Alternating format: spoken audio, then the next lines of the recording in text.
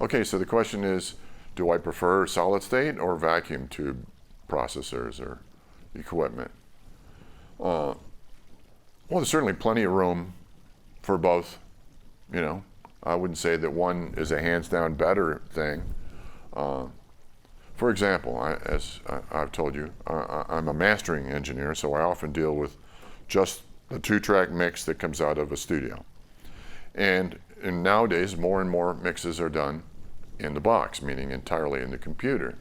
And for those mixes, I would say a vast majority of the time, they need some love. And by that I mean either to run them through something with tubes to put some saturation, warmth, or excitement in it, or sometimes running them through some gear with transformers, put some iron on it, put some beef on it.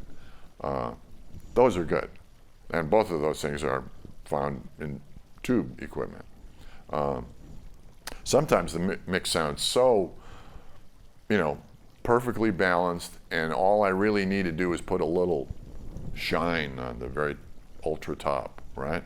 And that might be something that a solid state piece of gear, which is more neutral, might be the better choice for, where you could just, leave pretty much everything else in the signature alone and just add the one little thing you think it needs.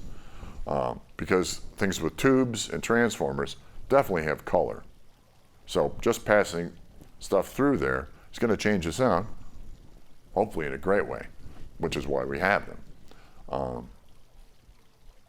But I think at least in mastering, you definitely want to have some of both of those two colors for your palette. And I would think for almost anybody. I mean, if you're a recording person just starting out, tube stuff is not cheap. So it would be a big investment for somebody to buy, just starting out to buy a $4,000 tube compressor.